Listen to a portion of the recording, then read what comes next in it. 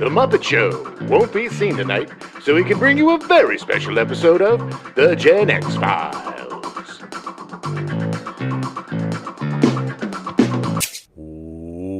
Welcome to The Gen X Files. I'm Jim. I'm Adam. And today's show is all about Night of the Comet. Comet, not comment. No, Night of the Comet. Yes. There were no comments in 1984. Night of the Comet is the movie they're working on about Elon Musk buying Twitter. Okay, all right. Take yourself back to 1984. February 7th, astronauts Bruce McCandless II and Robert L. Stewart make the first untethered spacewalk. Yeah, wasn't even on purpose either. Somebody just cut the cord and they It was just went, the third guy. walking right off to the moon, baby. Bye, guys. April 24th, an X-class, X-13 to be specific, solar flare erupts on the sun, the 7th largest solar flare ever recorded. Yeah, man. The largest is an X-28 plus. We didn't have any internet for it to mess up. No, but it did ruin radio for like a day. I remember that. Yeah. Couldn't listen to my hits. Yeah. Yeah, the biggest was recorded in 2001, and it was so big that it was literally their machines or instruments were not big enough to record it. Wow. Yeah. Yeah. It doesn't really do anything. I mean, anyway. Solar flares. It's hot, man. If you didn't realize it wasn't happening, then you wouldn't realize it was happening. Yeah, it's not a problem until it is. True. Fits for our month. Yeah. October 11th, aboard the Space Shuttle Challenger, astronaut Catherine D. Sullivan becomes the first American woman to perform a spacewalk. Was it tethered or untethered? I believe it was tethered because I think she later, like 6 months later, became the first American woman to do untethered. In fact, I think the first woman in the world. Wouldn't let her off the leash for the first walk, huh? Pretty sexist, Well, I can't NASA. imagine. Pretty sexist. You go skydiving, you should jump with a trained professional first. Not if you do all the lessons. No, you should still jump with No, a baby. trained professional I'm going to first. do it without a parachute first. They're going to spend billions of dollars sending you into space and just go, yeah, go, fine, you're good. Hey, trust, man. All right. You got to trust your snots. That's what I call astronauts. Snots. Okay. Well, thank God it's the last time we'll talk about snots in the podcast. Ooh, this podcast. Wait till we do our NASA show. It's all about snots. November 16th, Night of the Comet is released just in time for happy Christmas time viewing. Technically, it is a Christmas movie. It is a Christmas movie. It is set 11 days before the end of the Christmas shopping period. Yeah. As they said on the radio broadcast from that Friday night. So And takes place Hector comes dressed as Santa with some presents when he comes back from San Diego. There is the radio station is decked out in holiday stuff. There's Christmas trees all over the place. It's Los Angeles, so it seems very odd because there's no snow and all the things you think of in movies is like, oh, it's Christmas time. Like, that's not happening. Well, Hector lovingly replaces the Christmas light that had fallen from the nail In his mom's house. in his mom's house before he grabs a pillow sack like a common robber and just grabs all the valuables and stuffs them in a sack before a little boy tries to eat him. Yeah. Which, when that door was knocking and there was that little boy, I thought it was going to be his mom. Yeah, we all did. Yeah. But it wasn't. It was worse. It was a creepy little Was boy. it? I mean, kind of. That yeah. kid's face and the way he moved was super creepy. It was. He was good. Yeah, he was good. Night of the Comet would open third in box office for its opening weekend, competing with the debut of the Chuck Norris action movie Missing in Action. Oh, God. That was the time when, and God bless him, Vietnam and all the people that went through it. But we had just this deluge of rescuing POWs from Vietnam movies, culminating in a really great movie with Christian Bale and Steve Zahn, which was an actual story about the guys. The one with the aircraft carrier at the end. Oh, God, what's that called? I know what you're talking about. Yeah. But that came out in like 2001. Yeah, that's why I said culminating. Yeah. It was like it took 30 years to get there, to get to an actual real story. Right. But it took a lot of Chuck Norris and Rambo did. Well, that was Rambo First Blood Part 2 was what started the whole, let's go to Vietnam and save the POWs. They're still back there. Yeah. Somebody's got to get him, Sarah. It's going to be me. Missing in Action was a complete ripoff of the First Blood Part 2. Look, I know that everybody loves Chucky Norris, and he's the toughest man in the world, and we have all these Chuck memes about Chuck's beard can take on Santa's beard or whatever. Yeah. But let's be quite honest. Chuck was chasing Stallone for his entire effing career. Like, Stallone would make something, and then Chucky would make the B-movie knockoff. You know Chuck Norris would sit at home and go, but I know karate. I'm better than him. No, he'd be at home, like, looking in the trades. Okay. Sipping his herbal tea. Let's see. What's old Stallone Baloney doing today? Oh, he's going to do it. Hey, agent, my inferior agent. We got to do a movie about missing in action. Let's call it Missing in Action. Yeah. Not as good as the sequel, Missing in Action 2. Electric Boogaloo. No, it was actually a prequel. So they actually set it in Vietnam. What? Yeah. Okay. Anyway, we're not here to talk about Chuck Norris. It put me in my mind in the multiverse, baby. It was also the second weekend of Oh God, You Devil, starring George Burns. But Night of the Comet opened third behind them. Oh God, You Devil. The Oh God movies were a strange phenomena. Yes. About yes, they were. If you all don't remember, there was 3 movies where George Burns played God. Yeah. And John Denver played a hapless, I don't know. John Denver? Restaurant manager or something. God, look, I need you to spread the word. I'm not going to help you at all. It's going to be very uncomfortable. But then I may or may not show up at the end in this really weird trial about you and God. And then we're going to make 2 more movies, and then I'm going to play God and the devil and really just jump the shark on that baby. But it's still going to make money, and it's still going to overshadow an amazing movie called Night of the Comet. Yeah. Since then, Night of the Comet has gained a rabid cult following. As it should. Yes, it was definitely, of the 3, definitely the best movie. I just want to go on record. I love this movie. I love this movie too, and if we have time, we'll talk about some of the plot holes at the end of the episode. Yeah, but I saw this in the theater. I was there. You know what I didn't see in the theater? Oh God, You Devil? No, I did, actually, because I really liked George Burns. I liked those movies. Sorry, I totally liked those movies. that. I was a boy. They were fun. I loved George Burns, and I believed in God back then. You didn't see Missing in Action? I didn't see Missing in Action. I wasn't a big fan of Chuck Norris? Chucky Boy. Yeah. He just seemed kind of like he had a lisp. No, I'm just kidding. Maybe he did. I think he had a lisp. No, he has a little bit of a lisp. Yeah. Come on, Walker, Texas. He hides it very well. He does, but he's fine. I really enjoyed him in the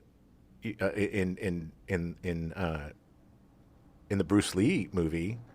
Oh, Enter the Dragon? Yeah. He was good in Enter the Dragon. Yeah. He just always looks... Chuck, okay, I'm going to stop after this, I promise. But Chuck Norris just kind of looks like a guy who won a karate championship in the Valley, and then he just kind of showed up on set, and they're like, man, put him in. Put him in the movie. He's just got that blonde, mustachioed 70s karate look. Oh, yeah, totally. Everybody has. We have a friend who does karate, a little guy. And he has that same mustachioed blondie look, You were very right in that Chuck Norris, his whole career, was riding the coattails of trends. That's all it was.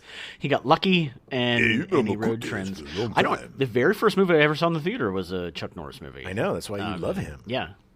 I do. I have fond memories. I like Lone Wolf McQuade. That one actually. I don't even know. Really? I just love the title. My best friend Damien, growing up, literally we would just yell that at each other. Lone Wolf McQuade! Lone Wolf McQuade! Whenever it was like somebody trying to be tough, it was like, okay, Lone Wolf McQuade, calm down. No idea what that movie's about, but one of my favorite titles of a movie. Lone Wolf ever. McQuade. Lone Wolf McQuade. I mean, there's so many possibilities there. Yes. Anyway, now away from the Chuck Norris hour, moving on to Night of the Comet.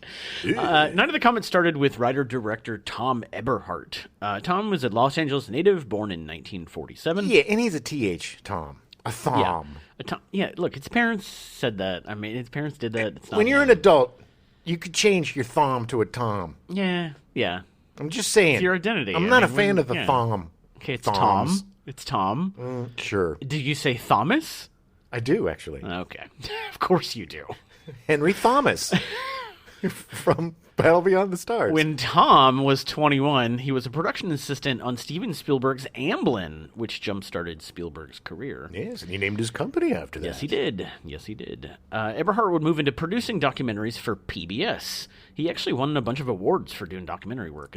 So now it makes sense. He's snooty thom. PBS in my documentary. Actually, to be honest, Tom is the hero in this story. He really is. I don't know why I'm giving him so much crap. Is he still alive? Yes, he is. He's retired, but he's alive. You're amazing, Thom. Yeah, he's okay. Tom, thank you. While working on the documentaries for PBS, he continued to work on feature-length scripts for movies that he wanted to see. Nice. Yeah, one of these was a script called Soul Survivor, about a woman who survives a plane crash and ends up realizing she should have died and is chased by death. Weird. I thought at first it was going to be kind of Unbreakable-like, but then it turned into Final Destination. Really? Yes. Oh. It's essentially Final Destination, where she should have died in this plane crash, and she didn't, and then... So Death's trying to correct the mistake. Yes, exactly. I'm coming after you, lady. You should have died in that crack. I would Crack? actually... Crash. In the crash. In the crick. In the She crack died of the in crash. In the creek? Yeah. I drown you in the creek. I would say that Final Destination probably ripped this idea off. Maybe, or somebody had the same idea because that happens all the time. I mean, it happened much later. But Yeah, I don't know if the Final Destination guys were gleaming in the early '80s trunk of failed scripts. Hey, look, I found one by Thom. It was not a failed script. It was made into a movie. Oh, was and it? it was released in March of 1984. Well, I stand corrected. 7 months before Night of the Comet was released. He shot on his own. He wanted to make it his directorial debut, so he shot it in 28 days without permits in Orange County. It was released in March, 7 months before Night of the Comet. Did it do any box office? Biz? It did okay. Was it but Boffo? It wasn't. No, it was not. It definitely was not. But it did set the tone that he very much shoots very cheaply, and his stuff has a tendency to make money. He's very much the Roger Corman-ish of And he's a fan of the strong female protagonist. He is, very much. While working on that script and shooting his PBS documentaries, he was working on a script about high schoolers surviving an apocalypse. What? As Jim said, he was a huge fan of a strong female protagonist. He was very much inspired by Ginger Rogers, thought that she was very strong. Odd. That's an odd. I'm sorry, but I thought so, odd. too. I thought so, too. I mean, no But hey, offense, Ginger it's there. Rogers Sure. and Fred Astaire, some of the greatest hoofers in the business. Tip, tip, tappity, taps. Yes. But Ginger Rogers in an apocalypse, no thank you. Yeah. Well, I mean, I will And then say... she tippity, tippity, tap, tap, taps all over the heads of the... She was just as good of a dancer as Fred Astaire, and she did everything backwards. Yes, I'm not saying she was not... Yes, Adam. Ginger Why Rogers do was you an incredible hate Ginger talent, Rogers so much? and she was a much better dancer than... I was going to say Fred She had Rogers, it. She which is was- true. Yes. But... Although I don't know, I've never seen But Fred her Rogers. hoofing skills don't translate into apocalyptic survival skills. Pal. Characters were strong female characters. That is why he was inspired by her. Okay. That's all. We'll have to talk to Thom. All right. He also had a love for the imagery of post-apocalyptic empty cities. This is what drove him to write this script. It could be the origins of his anti-consumerism nature of Night of the Comet. Yeah. Much like there was a big thing in the 70s with like Dawn of the Dead, and there was a bunch of horror movies that were doing very much commercialism sucks. Yeah. And, yeah. Well, it does. kind of does. But you know really what? kinda I like stuff. I know. At the same time, So I can't be a hypocrite. I want to watch the movie that you're trying to make, and the only way I can do that is through commercials. Consume it. Yeah, you had to purchase the Blu-ray for us to watch this movie. I did. You had to I did. be a consumer. I did. It's the only money I've spent on Night of the Comet. But It was nice to pop the old disc in. yeah, it really was like it was a nice throwback. I haven't bought a new DVD or DVD. God, I sound like I'm 80. Or a Well, it is a Blu-ray. DVD. in I mean, there's a forever. DVD There's a DVD in it. I know. It's just that I did the general calling everything home video DVD like my parents did with VHS back in the day. It's Yeah. like, yeah, it's not the same. Okay. I'm becoming old. Yeah, well, I think you are old. I think you've become. Thanks, man. But buying Welcome it to was oldness. nice because it was like, oh, there's commentaries, there's extra stuff. Like it was nice to watch some of the extra things. When filming while filming his PBS docs, he would ask the teenage girls he was filming what they would do during an apocalyptic event. Hey, Yes. hey, girls. Yes. Come here. Hi, my name's Thom. I'm a director. You may know me from such PBS classics as Snooty Snoots and the Snooters and How to Not Be a Consumer. Anyway, look, ladies, I got a question for you. Sexy question. What would you do during an apocalypse? Most of them thought it would be cool and an exciting adventure. I thought it'd be cool and an exciting adventure. The only downside they see was when he would mention that the dating scene would have become non-existent. Hey, you know what, ladies? I'm going to be the only one left, and Pickens is slim, but I'm Slim Pickens. It was not true in Night of the Comet because there was definitely some romance happening. The thing about Night of the Comet that is so cool is it really does kind of have a reality to it with the teenage kids. Like the sister being jealous that her older sister who always steals her boyfriends gets the only guy left. Right. The last man on earth. That's something that people, I think, would identify with. Yeah. For sure, There's a lot of really cool small moments in this movie that make it a great movie rather than just like a schlocky totally B movie. Yeah. So the girls' responses helped him shape his main characters and the light tone in Night of the Comet. Eberhardt brought the finished script, which he called Teenage Mutant Comet Zombies, to Atlantic Teenage Mutant Releasing Comet Corporation. Zombies, Teenage Mutant Comet Zombies, Teenage Mutant Comet Zombies, Comets on the half shell. Comet power! Couldn't change half shell to anything else. Nope. This was also released 2 years before that theme song came out, just so you know. But the Turtles were around, right? They were, but that theme song came out with the cartoon I know in that. 1989. It didn't come out with the comic book. I know. Yeah, didn't it? Right. You must think I am quite a fool. Quite a fool. So he sent the script to Atlantic Releasing Corporation. They loved the script. They wanted to invest $700,000 into it immediately. But the catch was that Tom Eberhardt wanted to direct the film, and he had very little experience, even though Soul Survivor was done but hadn't been released yet. What about my PBS stuff? Yeah. Well, he won awards for that. I mean, but it's like Had a cup of coffee, Adam. He wanted to have a career as a director. So the only way he could do that was to hold out, and eventually Atlantic Releasing said okay and allowed him to direct the film. Good. Yeah. I mean, I'm really glad. No, I mean, honestly, yes. I don't know if anybody else would have. They probably would have screwed it up. Yeah.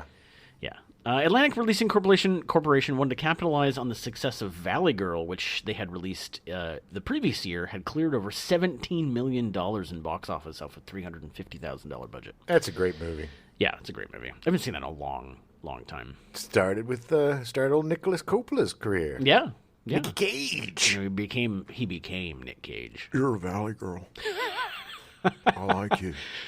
They also liked the dark comedy nature of the script, hoping to capitalize on successes like Repo Man, Alex Cox's feature-length writing-directing debut. Such a great movie. Yeah, it's a great drive-in movie. That was the other thing. It was drive-ins were really big at the time, and they were trying, with Night of the Comet, to create a drive-in movie. So people would bring their friends in the giant car full of teenagers. Yep. To hedge their bets on the film's success, Atlantic Releasing Corporation asked Andrew Lane and Wayne Crawford, producers of Valley Girl, to produce Night of the Comet. Eberhardt had high hopes for Lane and Crawford as they had fought Atlantic Releasing Corporation on removing Martha Coolidge, who directed Valley Girl. They wanted to replace her, and the two producers said, no, she's the director for us. Nice. And they relented and let them do it. It seems like Atlantic Releasing Corporation was like, hey, you guys know what you're doing. We're going to make this request. You say no. Okay, fine. Unfortunately, this was not the case with Tom Eberhardt and the producers, as they clashed constantly during Night of the Comet.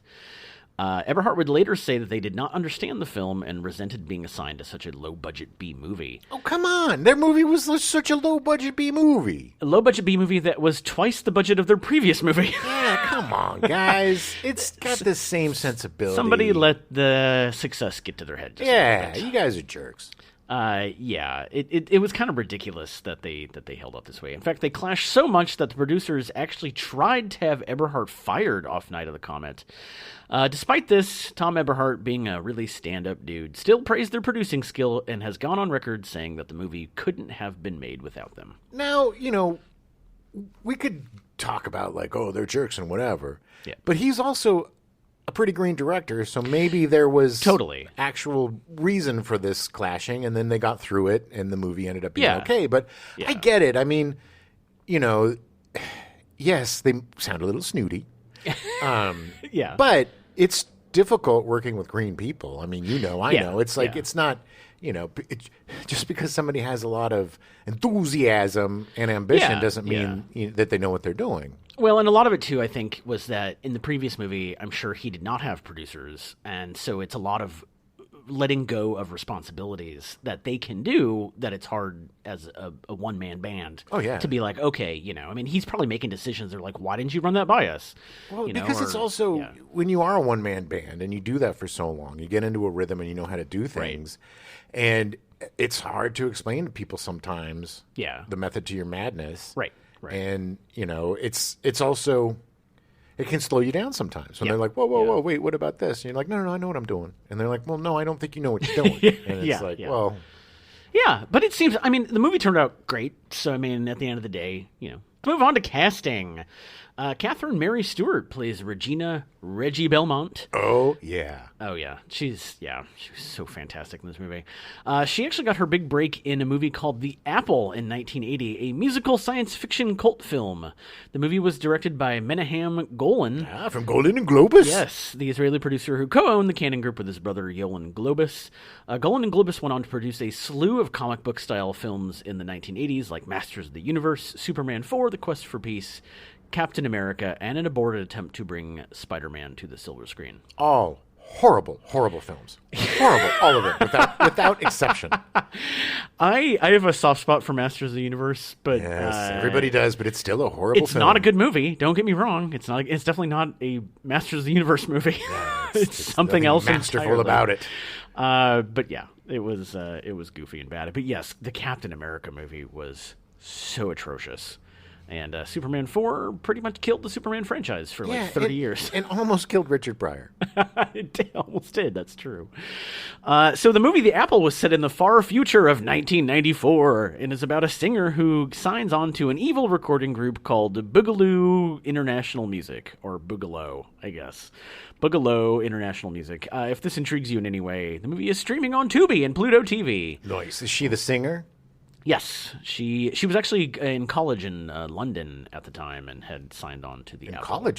In collagen, yes. She was literally in a giant vat of collagen. Interesting. Yeah. And they just scooped her out to do just this movie? Play it. Yeah. No wonder she looks so beautiful. Drippy in the movie. Yeah.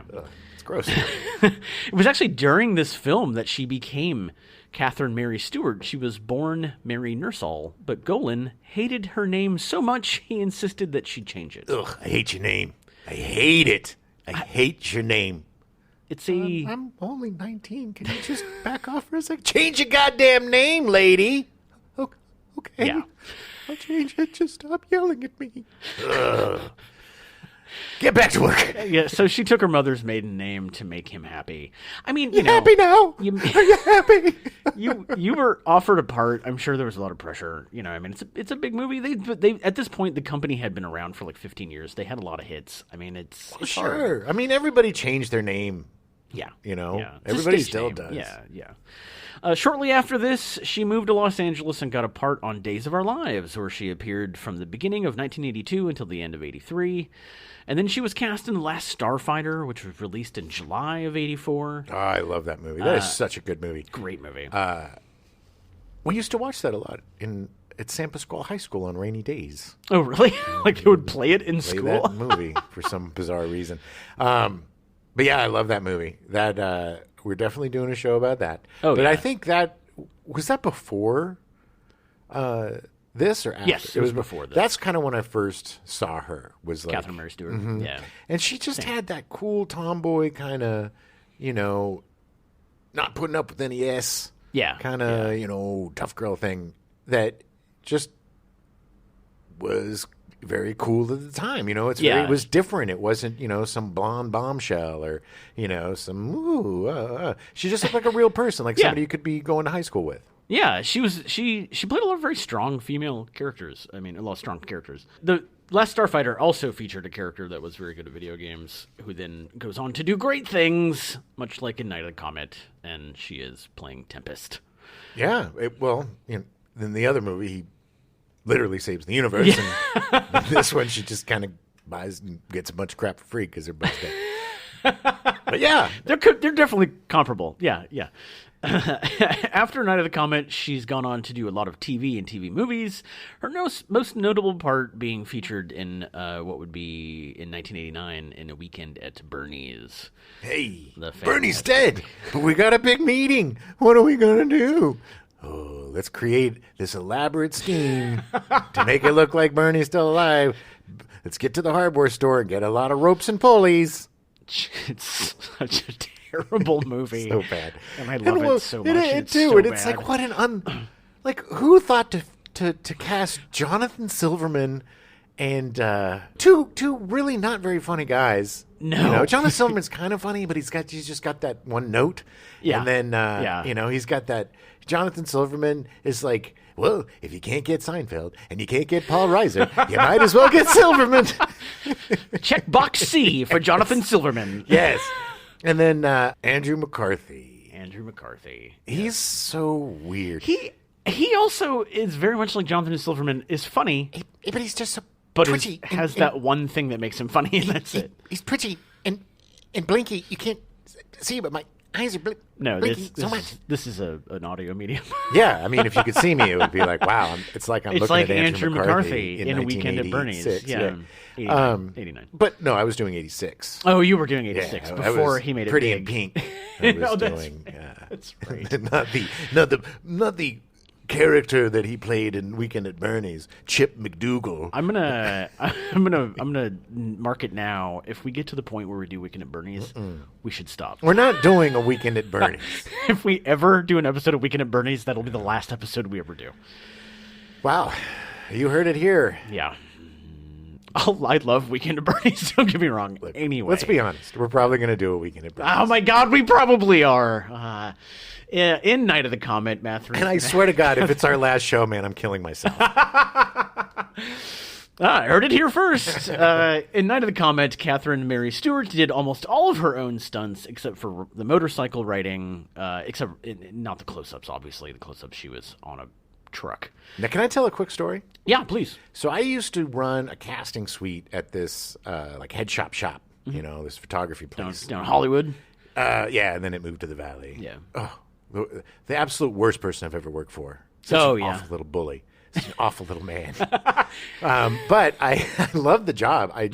What I would do is I would film actors doing an audition, and I would read the lines with them from behind the camera.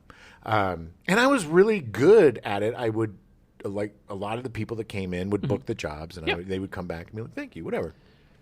It's not like I was great or anything. I'm good at cold reading, so I could, give them a little something, so it wasn't just like, them reading against a wall.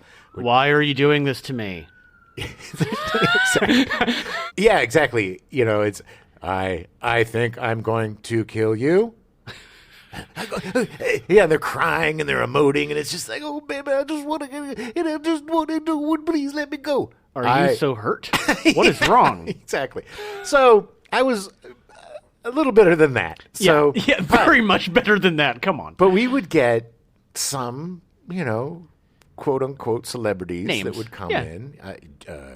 Jaleel White, I once did with him. I think you guys remember him as Urkel. Yeah. Very nice guy.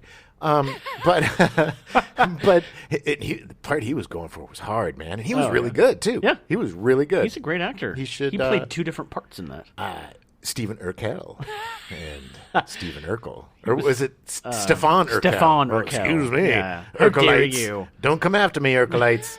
But anyway, so she came in, and she was one of my first big crushes. Oh, you know, and I was so in love with her. And so she comes in, and I'm getting a little nervous, because she's still absolutely gorgeous. Yeah, I mean, she hasn't aged a day, and not that it would be a yeah. problem if she did. Aging is what we do. Yeah, she's aged very well. I think Hollywood needs to get a little more, progressive on their their aging. So she comes in, and we do this. The part was we were married. And we're arguing about our son who had come out of the closet, and I wasn't happy about it. Oh. And neither was my character. No. I'm just kidding. Wow. But I was like, I went for it, man. Oh, yeah? Because it was just like... It's a once-in-a-lifetime opportunity. Exactly. So I went for it. And I'm like looking her in the eyes. And I had done this scene a few times that day. So, I pretty much knew it. Like, I would get the stuff memorized because a lot of times you would... you'd get 10 or 15 actors coming in doing the same part because they're, so you get really good. So by that time I was ready, and we do the scene, and it was great. And she's like, you must be an actor. And I was like, oh, my whole heart went. You became 15 again? Kind of. She's like, thank you very much. That was, you were very present. And I was like, we get the part. You were so good in Night of the Comet! I love you! I didn't embarrass myself, which was a feat. A feat for me. It's always nice when you do meet your quote-unquote heroes and they're actually good people. I've had a pretty good run with that. And even like the jerks seem to like me, so, whatever. Hey. Birds of a feather. It takes one to know one, I guess. No, I don't know. Anyway, so that's my... Anyway, that's awesome, though. That's cool. Yeah. That's so cool that you got to act with her. I did. That's pretty rad. Well, quote, unquote, yes. Yeah, I know, but still you did. Well, what I did was I took the tape. Okay. And then I filmed myself doing it. Right here. And then I cut it together and put it in my reel. It was like, you did a movie with me? And sometimes he'd turn all the lights off. Yes. Just watch the scene alone in his room. I did. I filmed my part with my shirt off. Okay. All right. Nobody wants to see that. All right. Kelly Maroney as Samantha Sam Belmont. She was so good. She was absolutely incredible. She's one of those people that in the movie you're like, no, she's just going to be that Valley girl. Mm-hmm. But she shows such depth and range in this movie. It's fantastic. She looks very stereotypical 80s, little cheerleader blonde. But, there's a lot of shit going on with that family. Oh, with yeah. The stepmom and the dad and the slapping and the abuse. So, yeah. So she actually started her career on the soap opera Ryan's Hope, appearing in 319 episodes. Most actors got their starts on soaps. Yeah, it was a big thing, especially back in the 80s. Well, because they were all New York actors, and soap shot out of New York, and, people, it was like, throw them on a soap. Well, I mean, basically anybody could get work. All the snooty actors are like, I don't want to do commercials or soap operas or television. Yeah. I just want to do films. I don't like to make money. Okay. But not our friend Kelly Maroney. No, Kelly Maroney she wanted to act. She did some good acting in Ryan's Hope. She's perhaps most well known for playing Cindy in Fast Times at Ridgemont High. And we're gonna beat them, right? Yeah, she was the head cheerleader. Guys, it's really hard getting up here in front of everybody and doing it. It was so great. It's such a different character. Fantastic. I mean, yes. She's literally playing the same cheerleader. Same type. Yeah, but 180 totally degree difference yes. between the characters. On paper, they're both just cheerleaders, but they are so different. I didn't even realize she was the one from Fast Times. Yeah. She's so fantastic. After Night of the Comet, she appeared in Chopping Mall and a slew of B movies. Chopping Mall is one of my favorite horror movies. That's great, but what a shame. She was such a good... Yeah, she's done a lot of TV stuff. She had a very long TV career, appearing in guest parts on Simon & Simon. Yeah, your brothers, Simon and Simon. They solve crimes. And they solve crimes, okay. Sometimes That's what that was. They weren't just named Simon? No, they were Simon and Simon. That was the name of the detective agency. Simon and Simon? Simon, ampersand Simon.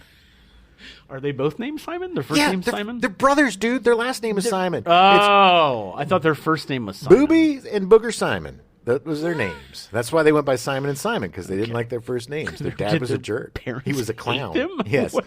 Dad was a circus clown named the Boo Boo and Booger, tried to get him into the... But his dad was sadly eaten by a bear during a performance in a Russian zoo. They did like a crossover where they sent some American clowns to Russia and some Russian clowns to America, like a exchange program. And his dad, they're Simon and Simon, Booger and this has absolutely nothing to do with Night of the Comet. Their dad got eaten by a bear, and they were like, "Well, we got to solve crimes." So she also appeared on True Blood. Now, True Blood. Is that okay? And Tim and Eric, awesome show, great job. Who was she on True Blood? She was one of the. She was like a pastor or something. Huh. I don't remember. I wrote it. I need to look it up because I'd like to see what she looks like now. And she was on Tim and Eric, awesome show, great job. I'm sure I saw that. Yes. I love that show. It was a great show. Heather Langenkamp of Nightmare on Elm Street fame actually auditioned for this part of Sam and actually read with Catherine Mary Stewart before the part went to Kelly. Good. And no offense to Heather Langenkamp, but she's not a good actress. I haven't really seen her much, so it's hard to say. I've seen her in the Nightmare on Elm Street movies. She's not a good actress. She does not have the depth. She does not have the chops. Okay. But she's good at getting chops. Kelly Maroney is a better actor. 100%. And, I don't know. Maybe Heather Langenkamp is better now as she's older. I don't know. I haven't seen her lately. She actually mostly does visual effects now. Really? Yeah, she does a lot of creature makeup and stuff like that. Very cool. All right. Way to pivot. Yeah. You made a good decision, Heather Langenkamp. She took something. She started on with all the stuff in the horror movies, and then literally turned into another career. It was Good choice. Yeah, she was smart. Good for her. Robert Beltran as Hector Gomez, or as they say in the movie, Hector. Robert's big break came from landing the title character in the dark comedy Eating Raoul by Paul Bartel. There's a few Eating Raoul alums in this. There are, actually. There's quite a few. Just before Night of the Comet, he co-starred... I just said it, Night of the Comet. Yep. You're going to do it again. Just before Night of the Comet, he co-starred in the Chuck Norris action film Lone Wolf McQuade! Yeah. It all comes back. Oh, all comes back. I'm Lone Wolf McQuade. Seriously. Lone Wolf McQuade. Now, I know two things about Lone Wolf McQuade, that it's called Lone Wolf McQuade and that Robert Beltran is in it. But if he's a lone wolf, he can't have any friends. I think Robert Beltran played the villain. He initially turned down the role of Hector as he didn't want to play the character as written, which he thought made the character a stereotypical cholo, as he called it. Which probably was, because white writers back then were not very racially sensitive. And, the black guy was a pimp. Yeah. The Mexican guy was a gangbanger, wearing a zoot suit or something ridiculous. Yeah. And the woman needed to be rescued. There was a lot of, So it was good that the director realized this and it was more collaborative. Yeah. That's at the end of the day, Everhart was more about the collaboration and said, yes, please, personalize the role. He understood that he was not a person of Hispanic origin, so he's like, please make it your own. Robert Beltran has been active in the Los Angeles theater scene for years, helping burgeoning actors by putting on a ton of Shakespeare to those who wouldn't normally get the chance. Ugh. Yeah, Boring. A lot of Shakespeare. He's a theater I'm actor. Kidding. Shakespeare's great. He actually co-founded a East LA theater production company that helped people in Risk. Robert Beltran is a very good person. After Night of the Comet, he starred in Paul Bartel's follow-up to Eating Raoul, Scenes from the Class Struggle in Beverly Hills. Good movie. As well as Bugsy and Nixon. I have not seen Scenes from the Class Struggle in Beverly Hills, and after seeing Robert Beltran in this, I do want to see him in more stuff. And I haven't seen Eating Raoul either. Really? Yeah, I need to see that. Yeah. It's about It's cannibalism. another one that I think we should cover at some point. Well, it was a very big indie hit. Yes. Robert Beltran most recently was on 2 seasons of Big Love, season 3 and 4. Wasn't he also on one of the Star Trek shows? Yes, he was. He's had a ton of success on TV, appearing in guest stars on a ton of TV shows, as well as starring and winning awards for his performance on Star Trek Voyager. Voyager. God. I thought we were done with that. We're never done with Voyager. God. All right. They're still talking to Voyager, 40-something years later. I saw that article. And it's doing weird crap that they can't figure out why. It's sending back weird data. It's full on becoming Voyager from Star Trek the Motion Picture. I'm not saying aliens, but aliens. I'm just saying it's going to have consciousness. Okay. And it'll be sentient. Voyager. I am Voyager. I must destroy the galaxy to find my missing letters. Sharon Farrell as Doris. Sharon Farrell as Doris, Reggie and Sam's stepmother.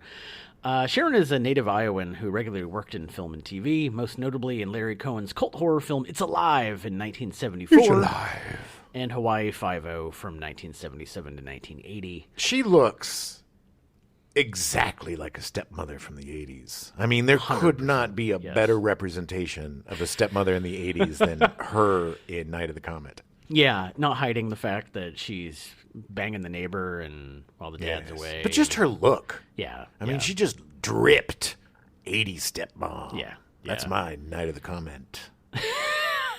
After Night of the Comet, she played the mother in Can't Buy Me Love, which is one of my favorite movies. Which she looks completely different. She doesn't, she's not such a tart all tarted up like she was. No, I mean, it's a much smaller part, but it's... That's a great movie, too. We're going to have to cover all of his teen movies. All of the nerd that becomes sexy. Boy, McDreamy. Before he was McDreamy, he was McNerd. Can't Buy Me Love and... that pizza... The Gigolo movie. Pizza on my crotch, I think it was called. Yes. Eat my butt pizzas. Eat my butt pizzas. It was like the something lover or something, wasn't it? Or like... I don't remember. We've actually, in a previous episode, had to look this up before. Yeah, it was Can't Buy Me Love, and then... I actually, one of... Loverboy. Loverboy, That's there what you it go. was. But one of my favorite movie of his from the 80s was... I think it was just called Run, if I remember right. About he was trying to deliver a car, and he ends up going into an illegal, like an underground poker thing, and ends up killing a mob boss's son by accident. I loved that movie. I don't know why. It is one of those that because it happened to you. As soon as the accident starts, it just goes. Yeah, he starts to run, and he just doesn't stop. It was a great you movie. killed a couple of Iowan mob bosses accidentally. Yeah, they were Amish. Yeah, when you were a Ute. Yeah, in it Iowa. was an accident. Yeah, they ate the poison. I hate to tell you this, but my fists are lethal weapons. Oh boy, you and Chuck North. Mary Woronov is Audrey White. She's awesome. Now, Mary Woronov is fantastic. She first appeared as one of Andy Warhol's superstars, as he called them, dancing and acting in his films. Oh, yeah. What a great experience, man, just being part of the, that scene. You know, being part of the workshop or whatever he called it. Yeah, it was, I don't remember what it was called, but I went to, when we were in Pittsburgh, I went to the Andy Warhol Museum, and it was fascinating. I learned so much more about Andy Warhol than I ever knew. Oh, yeah, he's amazing. Mary Woronov frequently appeared with Paul Bartel of Eating Raoul, having played his wife in 17 different movies. Wow, they should just get married already. She appeared in a ton of cult films like Lloyd Kaufman's Silent Night, Deadly Night in 1972 and Death Race 2000 in 1975. She's got a very 70s look to her. Oh, she looks just totally. like a 70s lady, Yeah. And she's just got this kind of like tough girl vibe. Just, you just see her smoking cigarettes and drinking a scotch. I don't know. She just seems very kind of like no nonsense to me. Totally. She worked with Roger Corman quite a bit, and Robert Beltran actually suggested her for the part. She was great. Yeah, she was fantastic in it, yeah. I mean, the second she gets on screen, it's magnetic. It's just like, okay. Well, these Dharma Initiative folks in the movie, because they have pretty much the same symbol as Lost, for the... Was it called the Dharma Initiative? It was the Dharma Initiative. Was it called the Dharma Initiative? Initiative? Yeah, on Lost, yes, it was the Dharma Initiative. And it was similar. It was the octagonal shape, yeah. Yeah, but it was also kind of had this weird, very similar vibe to it that maybe... Carlton Cuse was like, oh, really? Maybe he was a huge Comet fan. It's very possible. I wouldn't be surprised. It's part of the same universe, man. Maybe it's canon. But she just...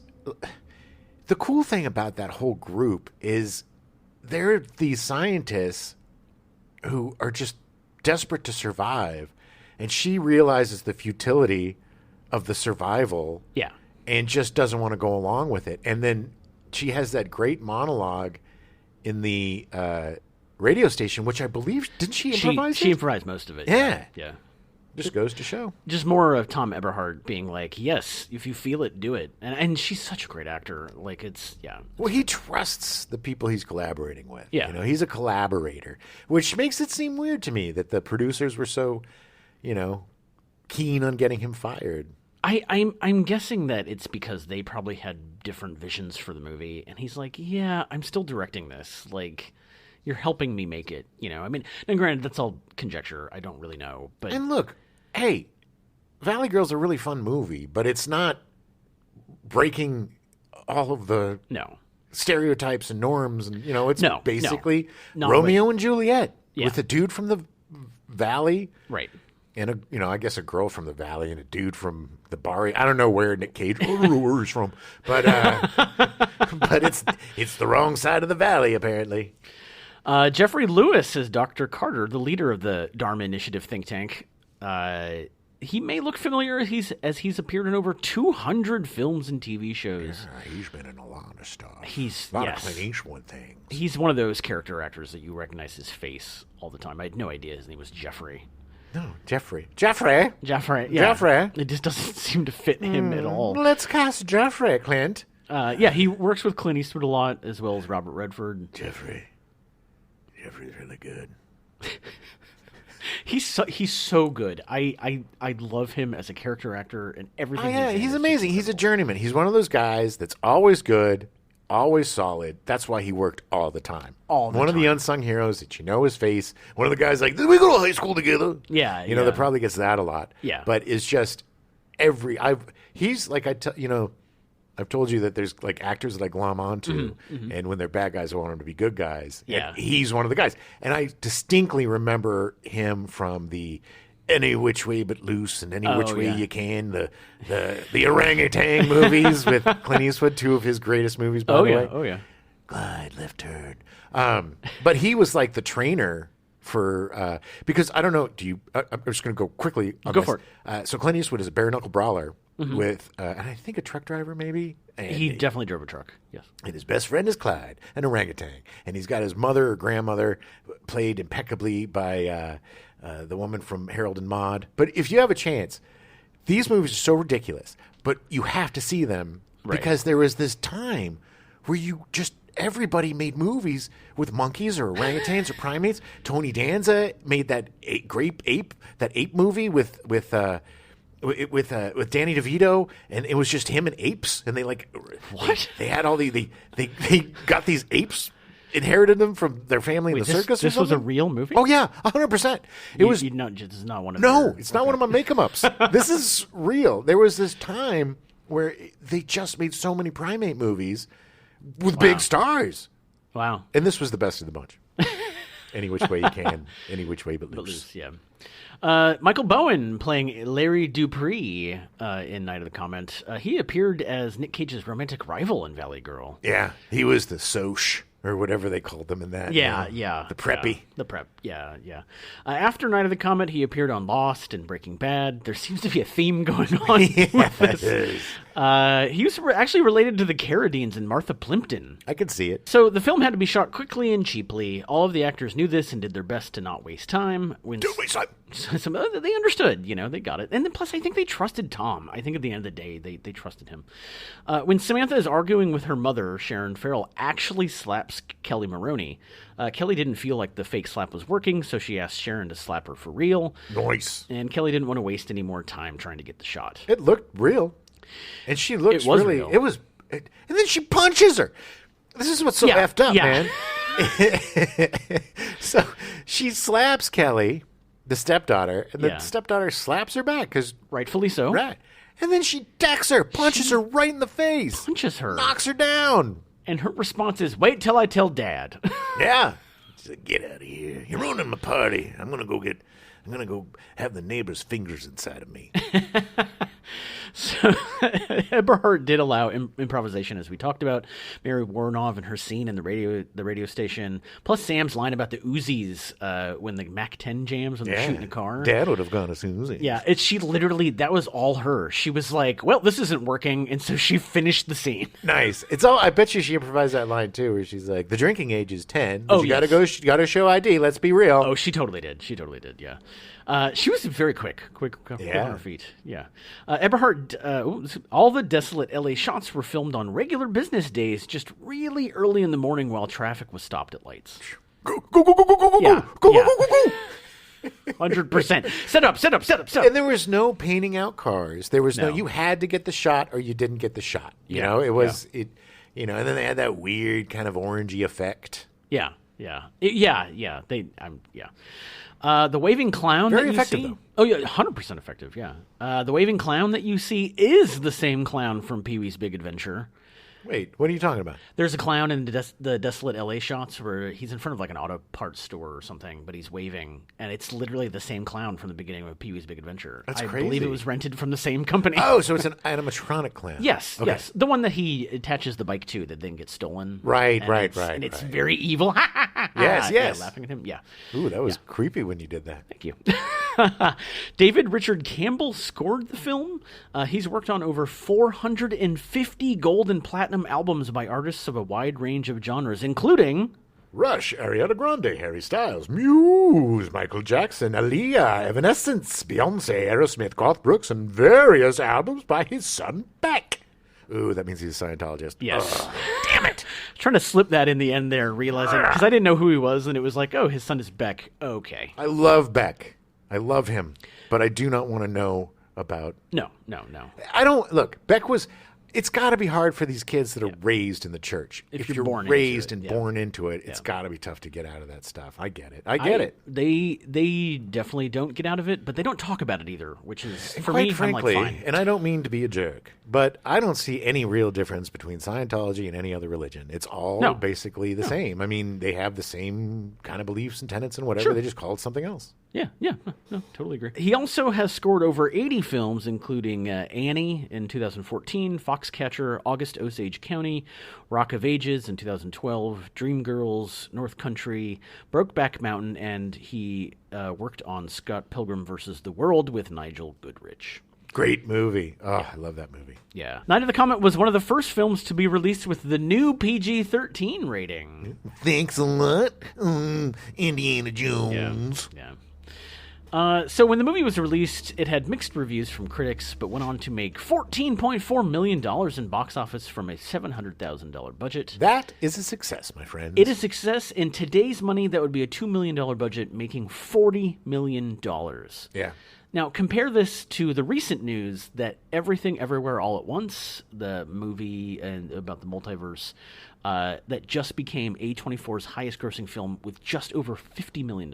That's crazy. It wasn't a runaway success, but it was definitely a quiet success. And it made a lot of money off of a very small budget. They got their money back.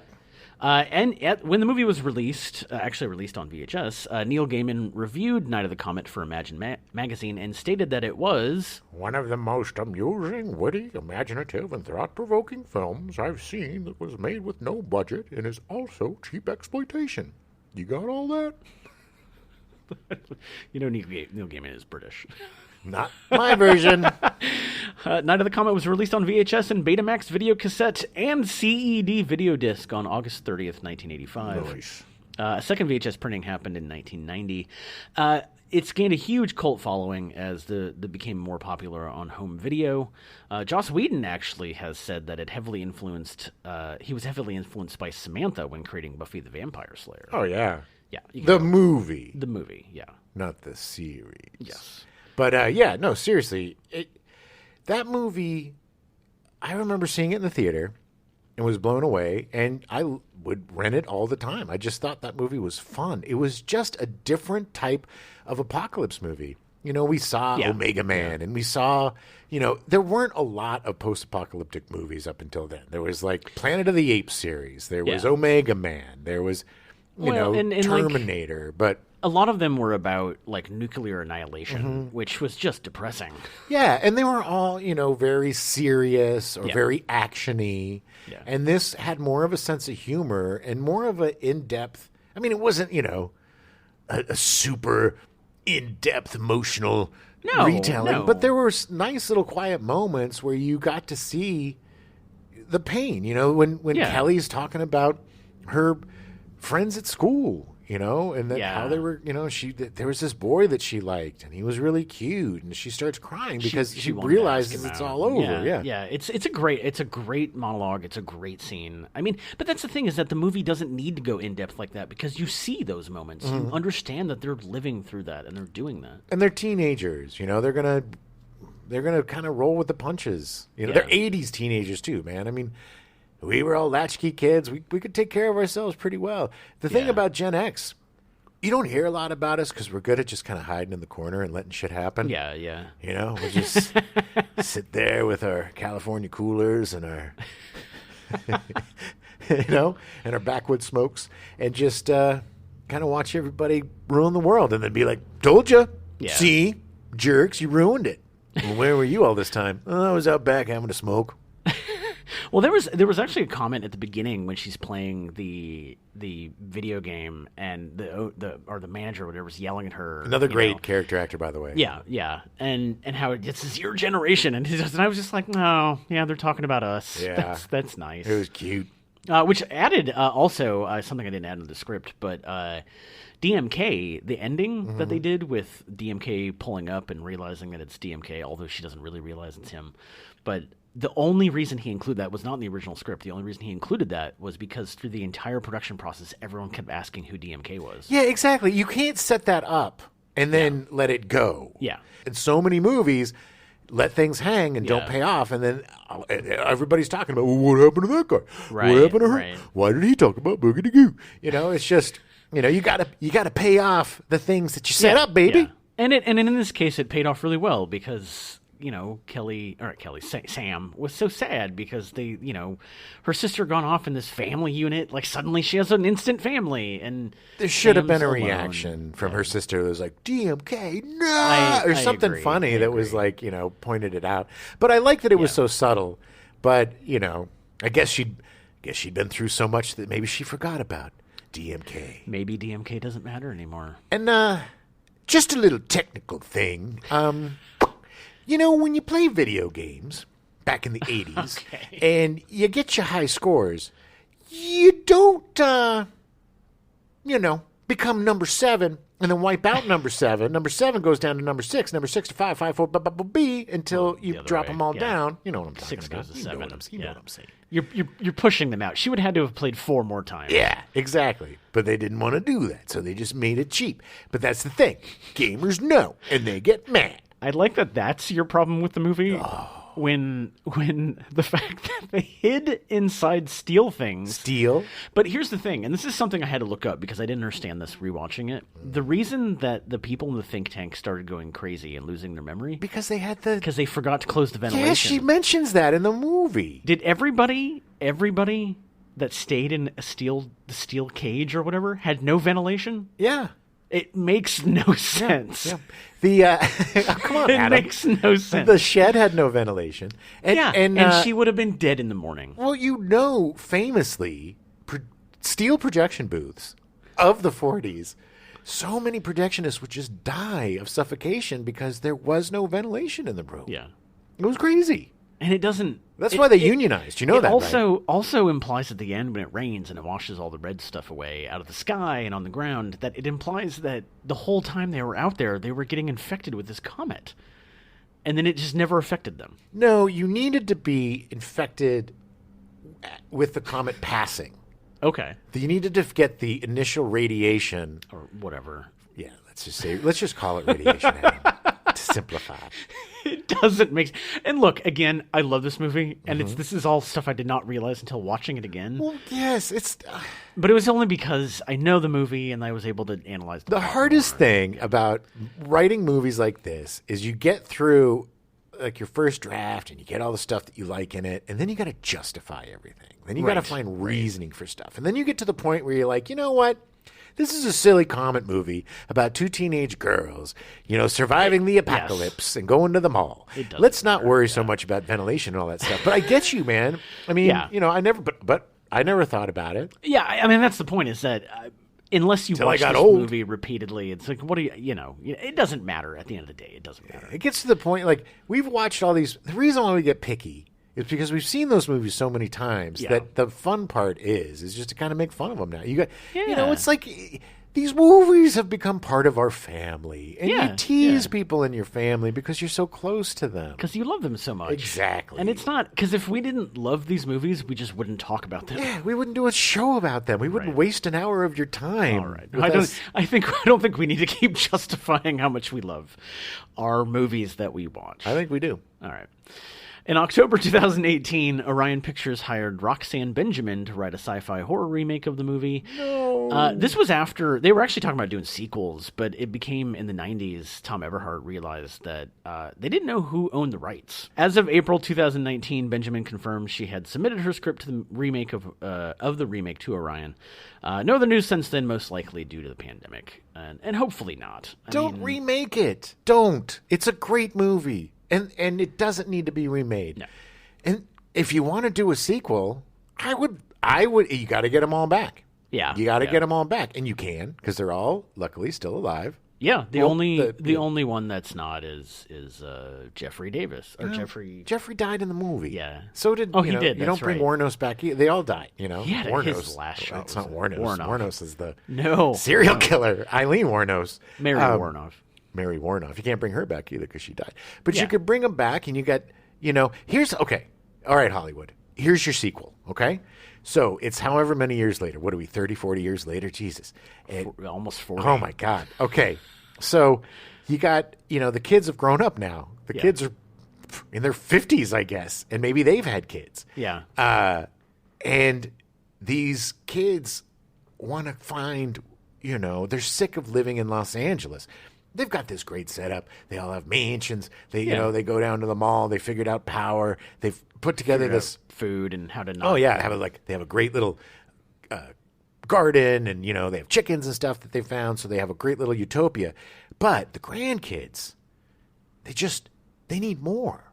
They can't just stay here with their parents and their grandparents, as cool as they are. Yeah. Hector and Kelly and Catherine, Reggie, So they take off, but they get captured by this group of, zombie type of people, mutants zombies that have kind of evolved over the last 40 years into kind of their own gross civilization. Yeah. So we got to get the oldies to go rescue the youngies. We got the whole thing. Bing, bang, boom. Thing writes itself. You're welcome, Hollywood. There's your sequel. That's a very similar to I Am Legend. And we call it Knights of the Comet. And it's KNIGHTS. Okay. And on that note, we're out of time. Thanks for joining us. We'll see you next week. Welcome to the Gen X Foums. Foums? Well, I mean, you had to, because it also was, he handled it. The thing about, beep, beep, beep, nap, nap, nap, nap. Okay. Let's reset. We now return you to your regularly scheduled programming. Goober and the Goose Chasers, already in progress.